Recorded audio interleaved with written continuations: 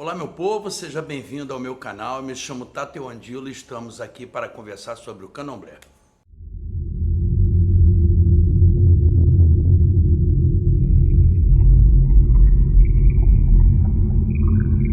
Bom, pedindo aquela pedida básica, que você não é inscrito, se inscreva no canal, curta, compartilhe, me ajuda a divulgar o canal, para o canal crescer, né? A gente sempre poder bater um papo aqui sobre a religião é sempre muito bacana. Bom, hoje eu queria conversar com vocês a respeito da inserção de povo catiço no candomblé. Exus e Pombagira, povo de rua no candomblé.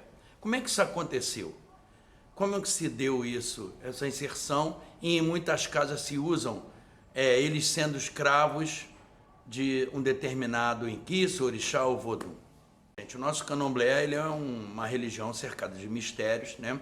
Muita coisa nós temos explicações, mas tem coisa realmente que não tem como nós explicarmos. A fé que nos garante esse convívio, e acreditar naquilo que é o inimaginável, né? E eu acho que Exu, Catiço, Pombagira é um dos grandes mistérios do candomblé. Antes de fazer esse vídeo, eu até demorei um pouco mais para colocar o vídeo, que eu estou colocando vídeo de 15 em 15 dias, né? Por conta de trabalho até, eu não consigo botar toda semana, colocar toda semana um vídeo. Mais de 15 em 15 tem um vídeo novo aí no canal. Mas assim, eu conversei com algumas pessoas para melhorar as ideias, para a gente raciocinar melhor, para pensar um pouco melhor a respeito disso. Como aconteceu essa fusão do povo de rua entrar no candomblé, né? Que a princípio o povo de rua, catiços da Umbanda, Pombagiras e Exus, ela vem da Umbanda, dizem que vem da Umbanda, né? Da Umbanda foi inserida no candomblé com a entrada de pais e mães de santo no candomblé, oriundos da Umbanda. Eu discordo um pouco, né? Porque nem todo mundo, eu conheço muita gente que não veio da Umbanda e carregam seus catiços. Não quer dizer que eles são escravos dos santos deles, mas são os catiços trabalhadores que dão dinheiro e às vezes sustentam até suas casas. São os responsáveis para manter sua casa, ou são os responsáveis de dar a casa de presente, como eles chamam os patrões dele. Conversei com um monte de gente que é do meio do candomblé para a gente tentar entender, e a gente tem algumas teorias bacanas que eu acho que vale a pena a gente raciocinar. Como eu sempre falo no meu canal, eu não sou o dono da verdade, né? Eu não dito regras do candomblé, eu sou um cara bem tradicionalista, desculpem, e gosto de manter essa prática tradicional de tudo, né? Mas existem coisas que realmente é difícil de explicar. Eu gosto de manter raciocínio, fazer as pessoas pensarem comigo, bater um papo, falar, colocar tema. Tem um monte de gente colocando tema aí nos comentários do canal. Eu vou fazer. Raciocinando para colocar a ideia em prática, é melhor assim. Bom, você sabe, todo mundo que é praticante do candomblé, que existem Exus que em sua maioria pertencem, quer dizer, fazem parte de uma determinada energia. Tipo, vamos pegar assim, Exu Tranca-Rua. Exu Tranca-Rua, quando eu era menina, no centro de Umbanda da minha mãe, do meu pai, que era mais uma Umbanda traçada, não era uma Umbanda pura, nunca foi. Dizer, antigamente eu conhecia essa Umbanda traçada. Eu estou falando isso tudo para chegar quando eu era pequeno, que eu lembro que Exu Tranca-Rua era o Exu mais evoluído, que estava quase alcançando a sua plenitude e não ter que voltar mais à Terra. Eu sempre escutei também, desde pequeno, que o negócio do Exu incorporar é para ele pagar suas dívidas na Terra e para evoluir. Não é para evoluir, ele vem, tem a missão de ajudar as pessoas, prestar caridade, ajudar com conselhos ou ensinando alguma coisa, e o povo de rua para abrir uma rua, para quebrar uma demanda e essas coisas aí, e um povo que vem para ajudar. Então vamos lá no Tranca-Rua que eu estava falando. Tranca-Rua, geralmente Tranca-Rua é um Exu que incorpora em gente que é feito de Incoce, de Ogum.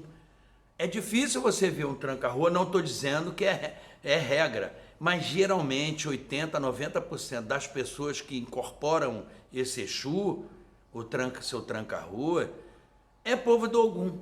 Aí eu fiquei imaginando, pô, como é que isso pode acontecer, essa energia da rua do Exu ter se ligado à energia desse santo? Como isso pode ter acontecido? Como geralmente quem é do Omolu, de um Sumbo, do Obaluayê, incorpora com seu caveira, ou tem seu caveira no seu carrego. Quem é de Inhaçã, de Matamba ou de Caango, tem uma Maria Padilha, né? Quem de Oxum também, ou tem uma Mulambo, que dizem que é uma Padilha velha, que é uma cigana também, que tem nos seus caminhos, ou quem é de Iemanjá também tem Mulambo nos seus caminhos. Quer dizer, existem umas afinidades aí de povo de rua, de alguns Exus, com os santos. Aí vamos voltando ao tranca-rua para vocês entenderem o meu raciocínio. Mas eu não estou dizendo que está certo, é só um raciocínio, uma ideia. Eu acho, acredito, conversando até com o Taneji, que o tranca-rua era um cara de Ogum. Era um cara de Ogum, um cara ou feito no candomblé, ou iniciado no espiritismo, ou simplesmente um devoto de São Jorge ou Santo Antônio, né? Que cometeu os seus erros, era um dos mais velhos, e ele voltou à terra, né? De tanto pecado, de tanto erro, voltou à terra com a missão de ajudar as pessoas, destrancar a rua das pessoas, vamos dizer assim. E assim eu penso nas outras divindades. É lógico que tem gente, que tem Exu, que não é muito normal, ou que não é muito... não entra nessa regra. Tem muito qualidade, eu não sei se eu digo qualidade, não vou falar qualidade. Tem muito Exu, tem muito... que existem muitos nomes, muitas identidades de Exu, que também não tem regra. Eles vêm e dizem que fulano é o patrão dele, né, que é o patrão dele, ou que é a patroa, quando é pombageira, que fala, minha patroa, meu patrão, que se interligam. Eu acredito no meu raciocínio que Exu era um espírito que vagava pela terra e viu no espiritismo, primeiro até no centro kardecista, mas o centro kardecista não tem incorporação, mas viu ali um começo de um caminho para ele voltar, para ele ser louvado, né? Aí depois veio as famosas macumbarias, que é coisa de antiga, é coisa de 1800, 1900, as macumbarias, e acabou que os Exus começaram a se popularizar. E existia também aquela coisa de troca, né? Do Exu precisar dar a consulta para poder evoluir, segundo essas teorias, segundo a minha crença, e existia também o interesse do povo que via no Exu aquela condição que não via num santo, de tomar uma consulta, tomar uma palavra, saber da sua vida, saber o que pode acontecer, saber o que pode fazer para se livrar de alguma coisa ruim, ou ter o benefício de alguma coisa boa. Então esse interesse, esse jogo de interesse, é muito da característica de Exu. Exu dá, mas ele também gosta de receber.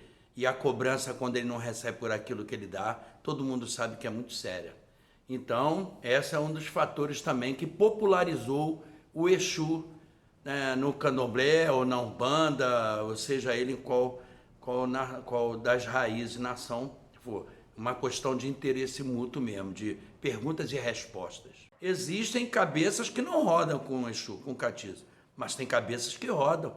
E eles esses catiço, esse povo de rua, é que faz a vida desse povo. Porque orixá, Inquice, Vodum, é de contemplação. É de você bater a cabeça, pedir a benção e agradecer por tudo que você tem. Principalmente pela sua vida, pelo sopro de vida, pela sua saúde e depois pelas outras coisas. Mas, geralmente, Exu é que está no caminho, seja ele um gamba guardião, ou seja ele um povo de rua. Nenhuma casa matriz, nenhuma, eu não desconheço, alguém conhecer, coloca aqui no comentário, qualquer casa matriz que seja de Queto, de Angola, de Jeje, existe esse culto. E até hoje existem casas que não têm esse culto. Então, voltando a esse raciocínio, eu acredito, eu acho que é uma das explicações assim, bem bacana. Eu não li nenhuma lenda, porque existem lendas, várias lendas aí de Exus, o conto do seu Tiriri, do seu João Caveira, de Malandrinho e tal, mas eu nunca li isso, nunca me interessei a ler. Agora não sei se isso vem do próprio Exu que fala, ou da pessoa, o cavalo, não sei como é que é. Mas eu acredito que esses Exus viram, é mais ou menos como o caboclo. O caboclo viu no toré da Jurema uma oportunidade de louvar sua ancestralidade. Seus ancestrais que foram divinizados, e acabou que surgiu o culto ao caboclo no candomblé, que eram escravos bantos. Eu já falei no meu vídeo lá atrás, quando eu falo sobre o caboclo no candomblé.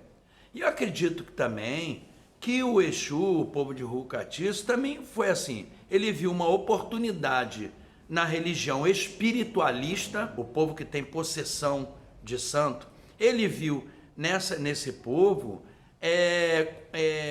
um caminho para voltar. E se grudou ao santo. Se grudou, igual um carrapato. E tem muita casa, eu acredito que uns 70% de casa aí trabalham desse jeito. É assim, assenta pai, mãe e o lembá, Oxalá para equilibrar, e o casal de Exu. Eu conheço muita casa que faz isso. Eu conheço muita casa que não conhece nem o guardião, não sabe assentar um bara, não sabe assentar um gama. Para eles, a única coisa que eles conhecem é o Exu, o povo de rua, que se mostra como guardião, como defensor e como escravo do santo.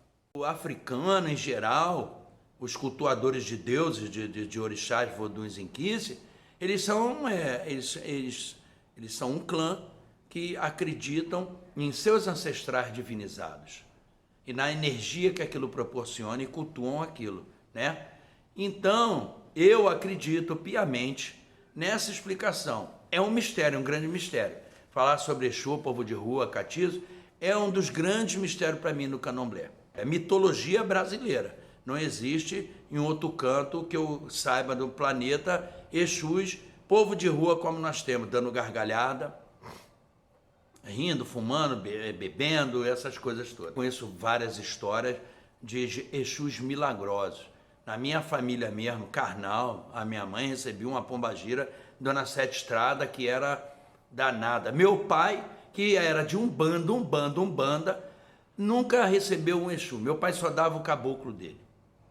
É engraçado, era o caboclo uma vez por ano, quando dava era o herê dele, mas era o caboclo dele que reinava na vida dele, mais ninguém, né? Então, a minha mãe, eu conheci vários Exus aqui, tinha um senhor aqui, que era o falecido senhor Raimundo, que era até um pintor muito bom, ele dava um Exu chamado Mangueira, o Exu Mangueira dele só bebia querosene, era a noite inteira, e eu lembro, eu era menino, só vendia querosene em posto de gasolina. Ele passava com um garrafão de 5 litros de vinho, enchia aquilo, tinha um pé de amendoeira ali, ele ficava no pé de amendoeira, um copo de água, uma vela acesa, um garrafão de querosene, e bebia a noite toda e fazia fila para falar com aquele Exu, porque a casa enchia muito e era milagroso, curou muita gente, vi fazer milagre. Você não sabe o mistério oculto que existe na nossa religião, existe muita coisa. Porque a gente que acredita que uma pedra é a firmeza de um santo, a gente acredita que uma pessoa fecha o olho, bota a mão para trás e ali está um Deus incorporado, uma possessão divina. Como é que eu não posso acreditar que o Exu venha falar qualquer coisa para mim, né? Então é um vídeo para falar desse grande mistério, que eu admiro muito, Exu. E também, para terminar, tem essa coisa de beber. Ah, por que Exu bebe? Por que Exu fuma? Porque isso são hábitos, são vícios humanos. E é uma das coisas que ligam o Exu, esse espírito mais à terra, que finca mais ele aqui, de cometer, de usar dos vícios humanos. Essa é a minha explicação. Bom, gente, o vídeo vai ficando por aqui, eu espero que vocês tenham gostado, quem gostou curte aí, se não gostou pode dar o like negativo, eu só peço uma coisa, pô, me fala aí por que deu o like negativo, eu acho que isso é bem honesto, bem bacana para mim, para o canal, e para mim crescer e aprender junto com todo mundo, tá certo? É a benção de todos, muito obrigado, fiquem com o Zambi e até o próximo vídeo.